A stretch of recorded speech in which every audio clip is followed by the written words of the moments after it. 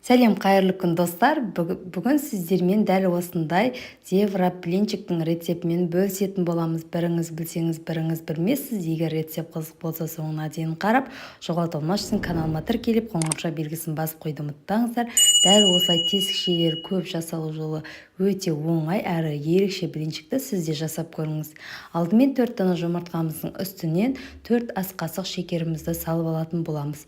Достар, керекті заттардың грамм массаларының барлығын осы видеоның төменгі жағында описание бөліміне қалдырамын. Сол жерден қарап жасап көріңіз. Жарты чайный ложкадай тұзымызды салып, барлығын біркелкі масса болғанша араластырып алатын боламыз. Шекеріміз бен жұмыртқаларымызды жақсылап араластырып алғаннан кейін оның үстінен бөлме температурасындағы сүтіміз 500 мг сүтімізді құйып, оның үстінен сұйық майымызды құятын боламыз. Үстінен сұйық майымызды құйып, әрі қарап тағы да араластырып, біркелкі масса болғанша араластырып алатын боласыздар. Дәл осылай барлығын араластырып алғаннан кейін барлық ұнымыз, какаомыздың барлығы електен өткізілген болуы керек. Електен өткізілген ұнымызды дәл осылай аз-аздан сала отырып, арасында түйіршіктері қалмайтындай етіп, жақсылап венчикпен араластырып алатын боламыз. Барлығын жақсылап араластырып алғаннан кейін біркелкі масса етіп дайындап аламыз. Достар, менің каналыма кіріп көрсеңіздер, еш шыға алмай қаласыздар. Өте керемет ет жағдайында жасалатын ыстық тамақтар, салаттар, түрлі пісіріктер, пирогты қалай пісіру керек, барлық құпиялармен бөліскенмін. Каналыма кіріп көрсеңіздер болады. Бізде дәл осы масса дайын болғаннан кейін қайнап тұрған ыстық суымызға 1 чайный ложка пищевой содамызды қосып, жаңағы дайын болған массаның үстінен құйып, тағы да венчикпен әрі қарап біркелкі етіп араластырып аламыз. Бізде дәл осындай масса дайын болып шығады.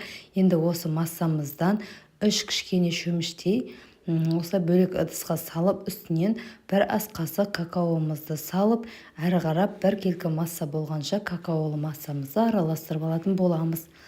Бізде дәл осындай масса дайын болып шығады. Енді осы какаолы массамызды осылай мешок қапқа, яғни крем дайындайтын мешок қап, не болмаса өз қалауларыңызбен, бұндай болмаса пакетке салсаңыздар да болады, магазиннен алсаңыздар да болады. Осындай кішкене қапшықшаға құйып, алдын ала осылай дайындап алатын боламыз.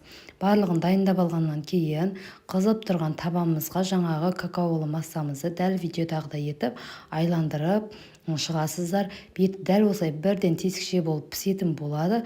Оның үстінен осылай бір кішкене май шөміштей үстінен құйып, дәл осылай блинчигіміз тесікшелер болып пісетін болады. Бірінші беті қызарғасын шеттерін шанышқымен кішкене шығарып алып, екінші бетіне аударып, дәл осылай барлығын пісіріп аласыздар. Достар, осымен біздің зебра блинчигіміз дайын. Егер де сіздерге рецепт ұнаған болса, міндетті түрде жасап көріңіздер, және жоғалтылмас үшін каналыма тіркеліп алуды ұмытпаңыздар, және қоңырша белгісін басып қойыңыздар. Алдағы уақытта менің салған рецепттерімді сіздер бірінші болып көретін боласыздар. Назарларыңызға рахмет. Сіздермен бірге болған Алмагүл.